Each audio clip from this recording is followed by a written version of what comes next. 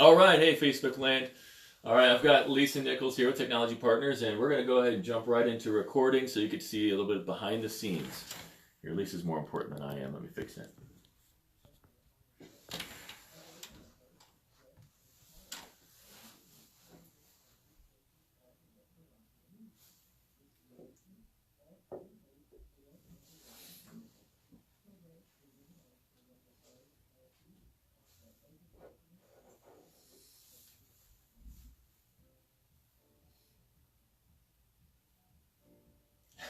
Good music.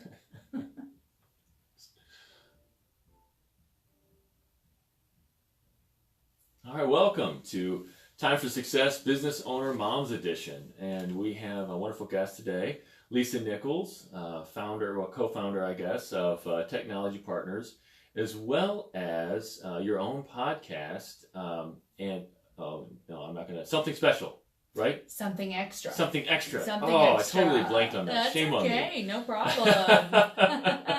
So Lisa, please tell me more about what you do and, Sure. and in the podcast too. So Absolutely. Well, first of all, Matt, just thank you so much for having me. I'm excited to be here today and feel honored to be a guest. So, yes, so my name again is Lisa Nichols, and I'm the CEO co-founder of Technology Partners. My husband and I came out of corporate America almost 25 years ago and decided to pool our individual strengths and build this company, and we just feel incredibly blessed. We're going to celebrate our 25th year in business next May. Congratulations. Yes, and so what we do, again, the name of the company is Technology Partners, and we're really all things IT, information technology. Mm-hmm. So everything from information technology staffing to solutions, and then we are also even getting into some software products. Fantastic. Some builds. Awesome. Now, and tell me more about the podcast that you started recently. Right. Because you're having some great success with that. We are, and I'm having a blast doing it. It wasn't really at all on my radar. But we have 3 children, and our youngest child, Allie, is a little girl with Down syndrome. Mm-hmm. And about 3 years ago, I just one day had an epiphany. And I know we had all the same questions that everybody else has about having a child with special needs. And I just had this epiphany that I know that people sometimes are fearful of the unknown. Yeah. And I just felt a tap on the shoulder from God, not an audible voice, but in my spirit. Yeah. I very clearly heard God say, "You need to tell your story." So I started that process of writing a book. It's a labor of love. We're working it. I have a literary agent, and it's being shopped right now with publishing houses. So I'm trusting God's timing on that. But the book, really, God gave me the title for the book, and the book is called Something Extra. And Allie clearly has an extra 21st chromosome. But really what I talk about in the book is all the other something extras that she has, like extra love and extra acceptance, extra gratitude. I could go on and on. But really, I believe every person is uniquely created. Mm-hmm. And every person has something extra that has been placed inside of them. They just need to discover that and then share it with the world. Yeah. So that's the name of the book. And so my executive team started saying, Lisa, you need to start doing podcasts.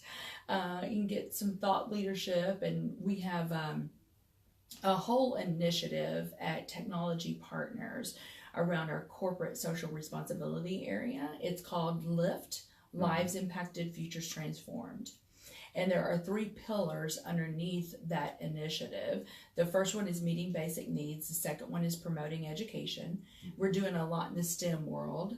Yeah. Obviously, because we're technology, right? Of course. And then the third pillar is actually supporting economic development. So we do things with Cortex and startups, and I'm on the Missouri Technology Corporation board where we hear different companies pitch for funding, that sort of thing. And so anyway, so the team started saying, you need to do these podcasts.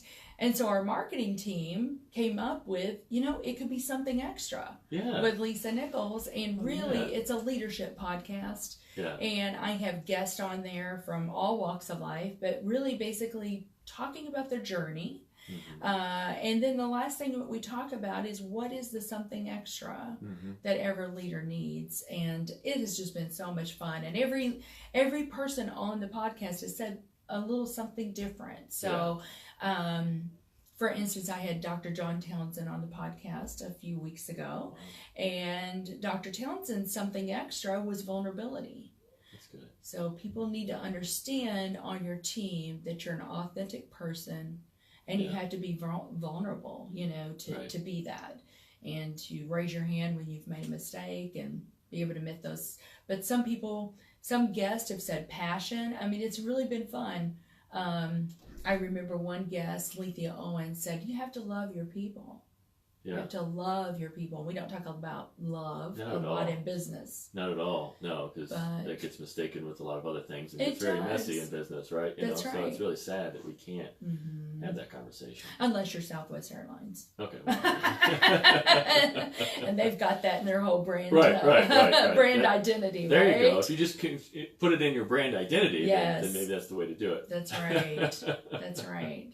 So anyway, we're having a great time with it, and we're kind of making a thing out of something extra right now. That's great. It's fun. So Allie, our youngest daughter, is doing something really fun right now. So I don't know if the listeners know about Independence Center here in St. Louis. Amazing organization. Just share. That's supporting people with mental illness. Yeah. Talk a little bit more about that, just so they know. Yeah, absolutely. So the Independence Center, there's 350 of these across the globe, but there's really only 12 that are certified to certify other centers. And St. Louis is one of those. Wow. So sometimes when you walk into the Independence Center, you may see organizations from Denmark or the Netherlands that are coming in to learn best practices. But really, think of all the different things that someone with mental illness might need. So it can be everything from housing, obviously, psychological care, but it can be housing, it can be clothing, it can be skilling them up. The whole idea is to get them into some transitional employment so that they can thrive. There is even a bank in the center there that is teaching people how to budget their money. So it's just a very holistic approach. And so I've been involved for the last few years, just basically going and being invited to the gala. And they had been asking me to dance. That's their big fundraiser in January is the competition, the Dancing with the Stars competition. And so every year, truly, I've just had something that I'm chairing something in February, or Greg and I chaired a big conference for YPO in San Diego this past February. And the competition is in January. So I've said, I just don't have the margin right now to do the practice and all the practice that it takes to get prepared.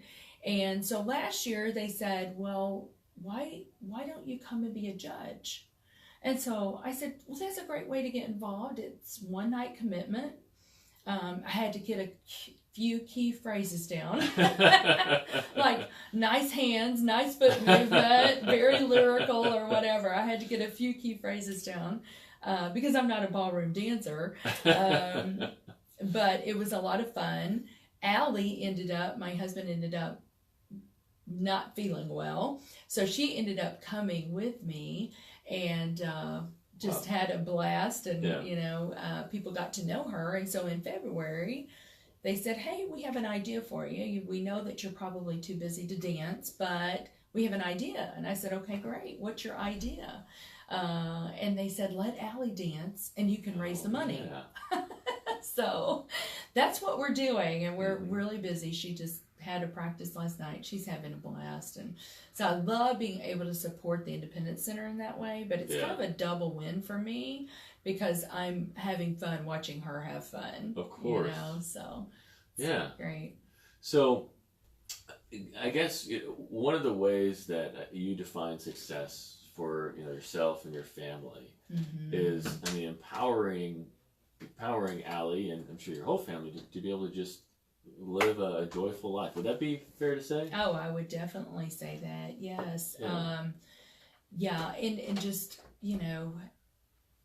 making sure that the people, success is really about a family that loves one another, has one another's back, is there for one another, and 3rd John says, that the joy in knowing that your children are walking with the Lord is the greatest joy. And so, like, if we can have all those things happen, and they don't always happen. I mean, we're not a perfect family. We've got struggles just like everyone. But, if we can have those things happen, I mean, that's success to me. Yeah. Now, Allie's not your only child, right? Right. We have a son, Jordan, who is 26. Jordan spent about 5 years out in Hollywood. Oh, really? That was kind of his first, his option A. And so we really empowered him the best that we could to do option A. And he went out. He was there for about 5 years. Loved the craft. Really wanted to be behind the scenes. He had the moxie to be in front of the camera, but there's many ways. He wanted to be directing. Wow. But had success. Ultimately, was not crazy about the whole Hollywood scene, and it's a tough world out there, and he's a Midwest kid. He likes wide open spaces. He loves to hunt and fish. A lot of concrete. So he is back in Missouri now, and just has gone to school and is enjoying what he's doing right now. And then we have a daughter, Paige, who is in nursing school. She wants to help people in that way. Allie works at Progress West Hospital and is loving that.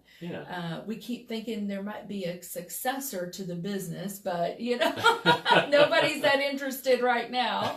We do have a little grandson named Sawyer, and so Greg and I are really right now placing our bets on him. Right. You're just giving him every piece of technology you can possibly do. Yes. It's like, okay, instead of flashcards, it's like, here's a profit and loss statement. Right. Here's a balance sheet. So we're placing our bets on him. We'll see. We'll see. One day he wants to be a police officer. The next day he wants to be a doctor. Who knows? How old is he? He's 6. 6, yeah. I guess he's got a little bit of time. He's got some time. You got some time to work on him, right? That's right. That's right. Well, I mean, but for your kids, how would you say that you've worked with them to bring out something extra in each of them?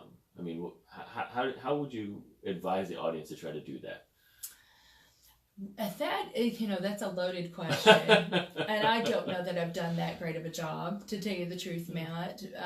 But just realizing they are not you. Yeah. They are not you. And sometimes I think we kind of expect them to be, a certain way. And really, I think the best thing you can do for your children truly is to love them for who they are. Yeah. And, for instance, Jordan's kind of gone down, a path that, is kind of unfamiliar to us. He's working construction right now and loves it. I mean, we have to hire people, to come do. You don't want us doing construction in our house. Right. But he is just really great at it. He loves it. He's got a passion for it. In his spare time, he's watching YouTube videos on how to do things better and more efficiently. Yeah. So, you have to love them for who they are and accept them for that, and just really try to encourage them to say, hey, if this is what you want to do. Paige has always just been she will make a terrific nurse. I would have been a terrible nurse. She is just very empathetic, and she will just be an awesome nurse, great bedside manners and all of that, I know. And she's just always wanted to help people. The thing about her is, and we haven't always done this perfectly, Matt, but I would tell you, right? We're human. Oh my goodness. Thank goodness we're works in progress, and God's mercies are new every day. But, we for years kind of sat down at the beginning of the year and would do a retrospective on our year and say, what went well? What do we need to eliminate? How do we need to change? How do we need to, maybe add some things going forward? What are your goals? And we would do that year after year. And I remember when they were teenagers, one of Paige's things was, she goes, I really want to not just send money to missionaries. I want to go do things. I want to go go do things. And so, that was kind of a trajectory for us where we said, okay, we're going to, we took an opportunity to go work with some orphanages in El Salvador. Yeah. 1 year, 2 government-run orphanages. And then another year, a couple of years, as a matter of fact, we went with Homes of Hope to Costa Rica and built houses. And 1 year we sent her, I can remember, I think maybe she was 16, we sent her to Dominican Republic by herself with Homes of Hope, with some other teenagers to work on houses. But she's always had this desire to help people. And I think the thing with the nursing is that she tells me is I want to be able to possibly go sometime and provide medical assistance, real medical assistance. So, I don't know how all that'll play out, but I think really at the end of the day, your children just need to understand that, that you love them no matter what, right? That you've got their back, right? And they can completely trust in that. Yeah, I think that's very powerful. I mean, especially, I think most business owners are probably in a very similar space to you. They get into it a lot of the reason for kind of legacy, taking care of their families and hoping to be able to pass it on. Right. And then they find that's just maybe not their kid's calling. Right. And you can't force that on them. Right. It has to be their decision. Right. So we'll see. I mean, we'll see how it all plays out. I have talked to so many business owners that'll say their kids go do something else and then they'll come back. Yeah. And that's okay too. Mm-hmm. That's okay too. But you brought up an interesting point about like founding a business. Greg and I have always, the thought of doing good by doing well has always appealed to us. We both have had entrepreneurial bents. Yeah. He founded several companies while we were in college, and I founded a flower business when I was 7. Oh, wow. Yeah, so it goes, it's core of your guys' nature. It's kind of core. Yeah, my dad had his own business. So, that entrepreneurial bent has always been there, but really that prospect of doing good by doing well has also appealed to us. So I can remember even in college, Greg had big dreams to be able to make big impacts. Yeah. And, when you have a business, if you are doing well as a business, you are able to help more organizations. I think somebody told me recently, I think there's maybe 9,000 nonprofits in this greater St. Louis area. Just in St. Louis. Yes, 9,000 nonprofits. And so if you think about that, it's really the businesses and those businesses that are willing to give back. Yeah. That are helping those nonprofits accomplish their goals and their mission, right? Yeah, exactly. I mean, it truly all works together. Those nonprofits can't operate without thriving businesses. Yeah. I'm sure I've heard you talk, so I'm sure I've heard that doing good by doing well before in some of your speeches, but like, I don't know, just sitting here talking with you about it, just really hitting home a little bit more, because, I think a lot of people, they build businesses because they want to make a bigger impact. That's right. So if part of their core mission is doing good by doing well, it adds a little bit more fuel to the fire, maybe. That's right. Yeah, the better that we can do, the better stewards we are of what's been gifted to us, the more impact, the bigger impact we're going to be able to make. So. Yeah. Mm-hmm. So that idea of doing good by doing well, what are some ways that you guys do that with your business, guys and gals? I'm sorry, I'm not trying to be sexist here, but sure, right? No, we have both. We have great diversity in our business. Yeah, so we've first of all, I guess I'll say this, and we've all been gifted with 168 hours a week. Right. So I think, it kind of starts there and saying, okay, we've got to be a good steward of that 168 hours. Yeah.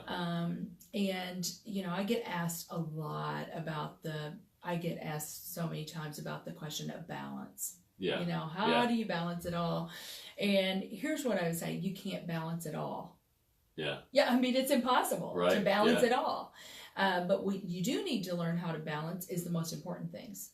You know, the most important things. And then Right. every individual needs to decide for themselves what that is. You know, they need to do some introspection and reflection. Oftentimes we don't take the time to do that. Hopefully at least 24 minutes each week if you're a business owner mom or business owner dad, right? Right. Watching the show, reflect upon it, think about it, right? That's right. That's exactly right. No, it's so important to just step back and say, you know, what are the principles we're going to live by? What are the most important things?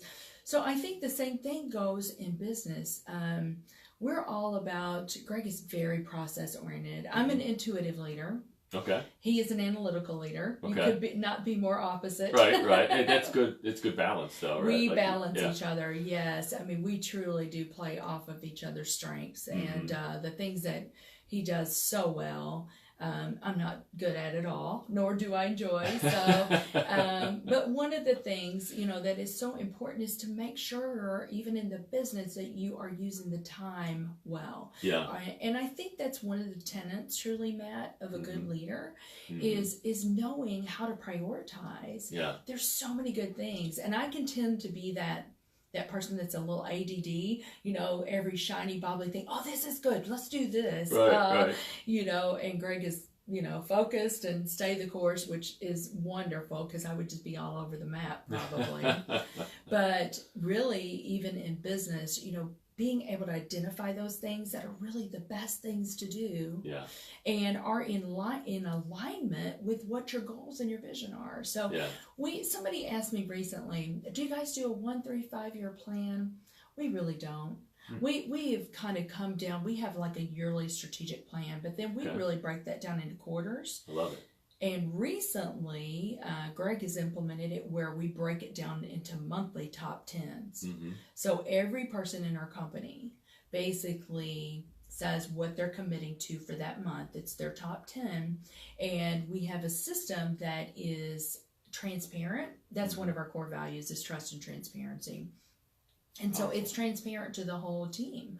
You know, what Lisa has committed to do for the business for this month, what Matt has committed to do. So there's a high level of accountability there. Yeah. But a high level of trust too. We're a high trust culture, and very, very transparent. But goodness gracious, there's all kinds of things that, you know, we do to really maximize, you know, the stewardship of the business. Yeah. Well, again, you know, doing good by doing well. And you have that as a core component, it sounds like, of your culture. If you're helping each of your employees actually have their own kind of path to what well looks like, right? That's right. That's exactly right. And I think that you, correct me if I'm wrong, but it seems to me like you encourage community involvement of your employees as well. Absolutely. So that doing good components. So tell me a little bit more about that. How do you encourage your employees? Love that. No, we, I call it team building with a purpose. Love it. So we are all about team building and doing things. We're doing something fun this coming Friday outside of the business. We just took some people to the Blues game last weekend. You know, we'll go play demolition ball. I mean, we'll go to Sports Fusion. Great organization, Sports Fusion. Yeah. So we'll do things like that. But what I love to do is to go and serve as a team. So we've done Habitat for Humanity as a team, where we've gone and built houses. What I love about that, Matt, and it's something I didn't really think about consciously, but then when it happened, I'm like, wow, I didn't think about that being a benefit. But when we've done that kind of thing, you've got cross-functional teams working side by side. So this year, we've done several things. We did some things for the Little Bit Foundation, and then most recently, I want to say maybe September, we went to the food bank. And I'm not going to quote it. I just know we packed a bunch of food for a lot. I don't know. It was like 30,000 pounds of food or something that the team actually came together. But, you know, you saw our controller working with one of our salespeople. You know, you saw HR working with our solutions practice director. I mean, it was just, it's a great way to accomplish a goal together. I don't know. It just feels really good to do that kind of thing together. Yeah. Well, I think that huge takeaway here is that idea of doing good by doing well. I might have to steal that as my tagline. Right? Absolutely, go that's ahead. All right. Do you have that trademarked yet? Oh no, somebody else coined it. I stole it from somebody else. That is the definition of R&D, right? Doing good by doing well? No, research and development. It's not that. It's rip off and duplicate. Right. I love it. Yeah, in college you get in trouble for that sort of thing. But it seems like in it's business, a business. It's acceptable. Right. Yeah. Mm-hmm. So for since the technology aspect of things, yes. Real quick, we've got like 45 seconds, maybe 30 seconds left. All right. But first of all, how do people get a hold of you if they would like some better insights to technology? Sure. So what's a great way to get a hold of you? It's www.technologypartners.net. Okay. So you can go to our website, and hopefully that'll give you everything you need. You could also reach out to me, Lisa Nichols, lnichols@technologypartners.net. If you want to listen to the podcast, you can go to Lisa Gale, GAYLE Nichols.com /podcast, and you can find us. So, but please reach out to me. I would love to talk to any of your listening audience about any of the things that we've talked about. Awesome. And, this has been Time for Success, Business Owner Moms Edition. And we've had a fantastic guest, Lisa Nichols. Something Extra is her podcast and soon to be her book. Well, it is her book. It just needs to be out there. And then also co-founder of Technology Partners. Thank you so much for your time today. It was a pleasure. Hi, Lauren.